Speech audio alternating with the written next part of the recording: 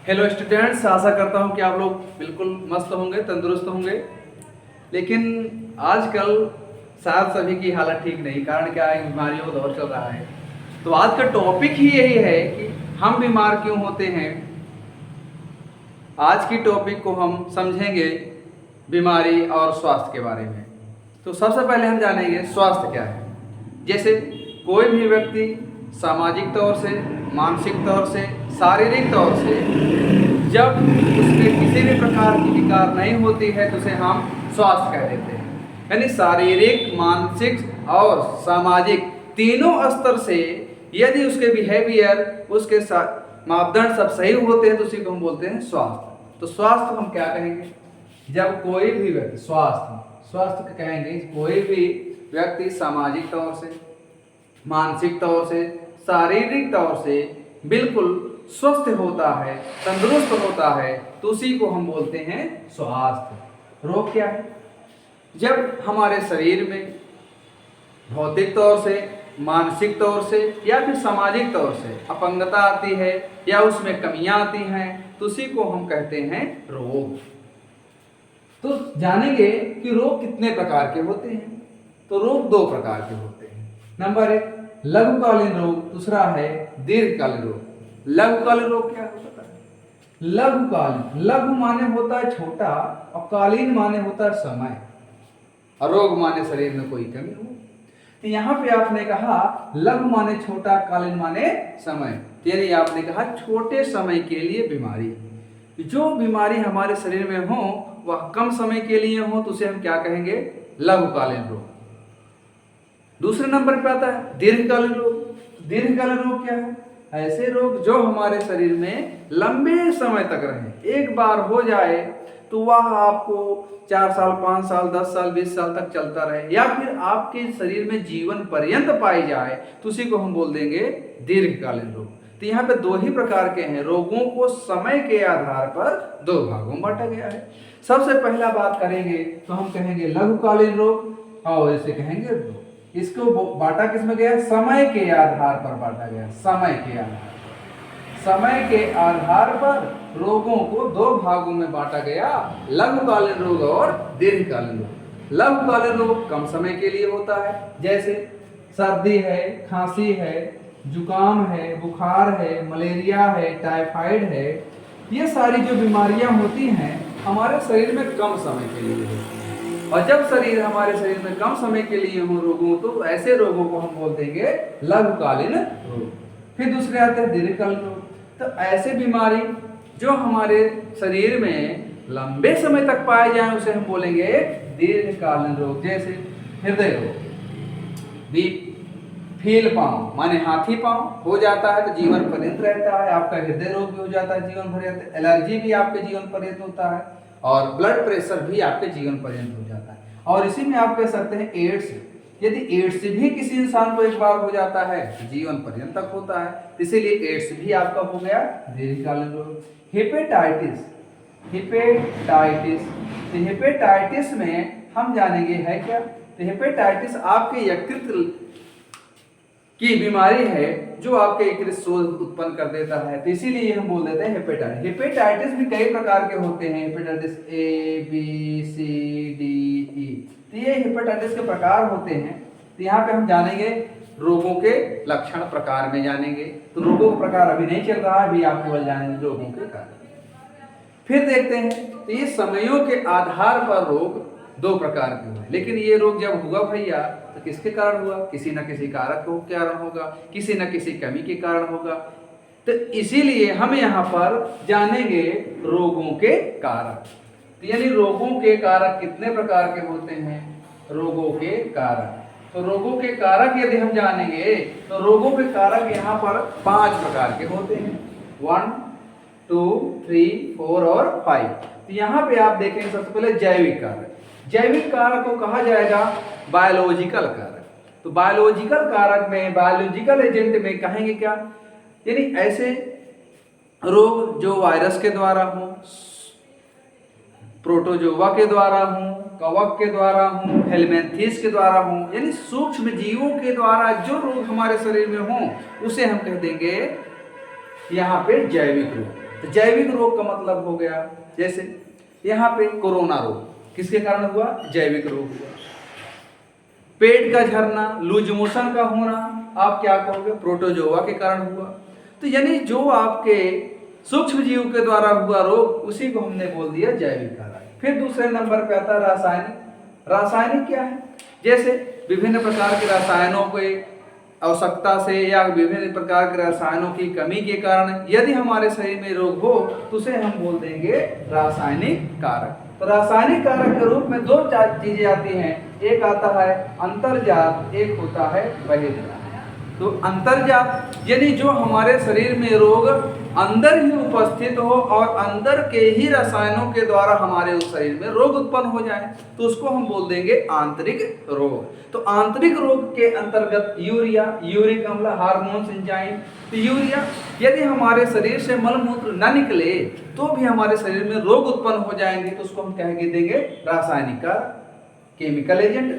तो यहाँ पे यूरिक अम्ल, हमारे शरीर से पेशाब न निकले तब भी समस्या उत्पन्न हो जाएगी, तो भी हो जाएगा आपका। हार्मोन्स में अनियमितता आ जाएगी तो भी हमारे शरीर में आप देखेंगे पिंपल्स नजर आएंगे, वो भी एक प्रकार का रोग है। बच्चे उत्पन्न करने में समस्या उत्पन्न हो जाएगी तो भी वह एक प्रकार का रोग है, जिसको बांझपन कहेंगे।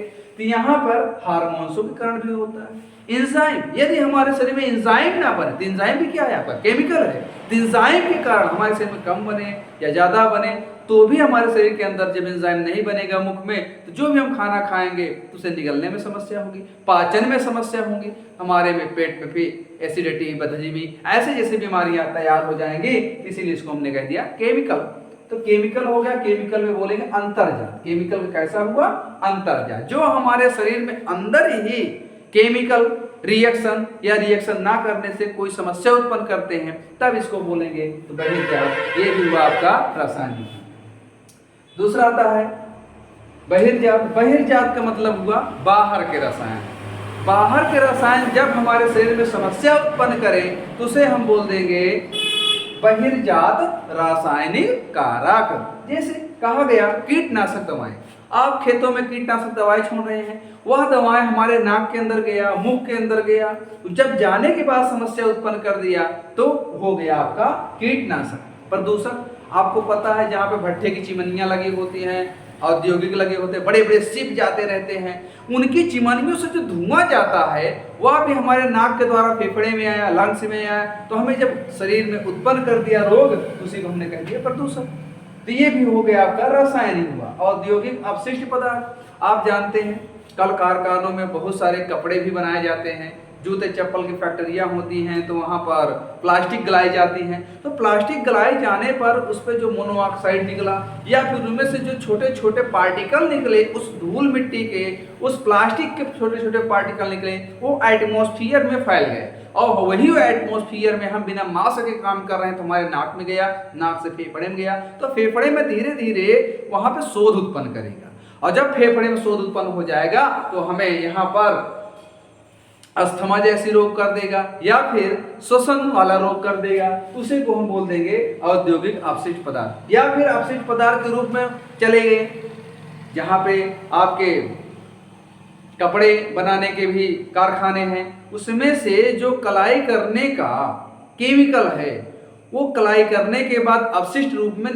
नालियों में फेंक दिया गया, नालियों में बहा दिया गया, नालियों से जाकर के मिला नदियों में, और उसी नदियों का पानी हमने पीने में कर लिया या फिर उसमें नहाने का कर लिया, तो हमारे शरीर पर छोटे छोटे रेसिकल निकल आए, वहाँ पे हमारे शरीर की स्किन को क्षति पहुंचा देती हैं, तो उसके कारण भी हमारे में रोग हो सकते हैं। इसको बोल देंगे बहिर्जात। यानी बहिर्जात रासायनिक है, जो रसायन के द्वारा बाहर से हो जाए हमारे शरीर में तो उसे बहिर कहेंगे, और लेकिन जब हमारे शरीर के अंदर ही रसायन के प्रोसेस के कारण कमियां आ जाए तो उसे हम बोल देंगे अंतर्जात। फिर अगले में भौतिक। भौतिक कारक को देखेंगे।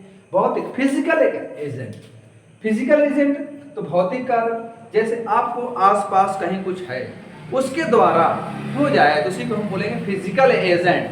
तो यहाँ पे फिजिकल एजेंट में है सर्दी है, गर्मी है, नमी है, ध्वनि है, विद्युत है। सर्दी, जैसे जब कभी आप देखते हैं इस समय शरद का मौसम ही आने वाला है, सुबह शरद है, शाम में शरद है और दिन में गर्मी है, तो इसमें भी सर्दी और गर्मी के उतार चढ़ाव से हमारी जब शरीर अनुकूलन नहीं बना पाती है, तो उसमें भी जब हम खाना पीना गलत समय पर खा लेते हैं तो हम बीमार हो जाते हैं। तो उसी को सर्दी गर्मी कारण कह दिया।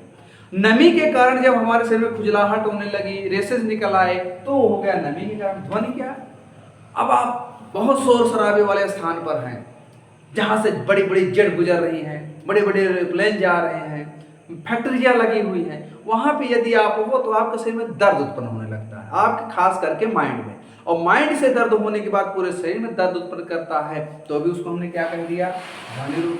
विद्युत है, बिजली चल रही, पंखा चल रही, आप प्लग लगाने गए, प्लग का तार शार्ट है, आपकी उंगली पड़ गई गलती से, तो भी आपको हो गया, तो उसको हमने क्या कह दिया? विद्युत।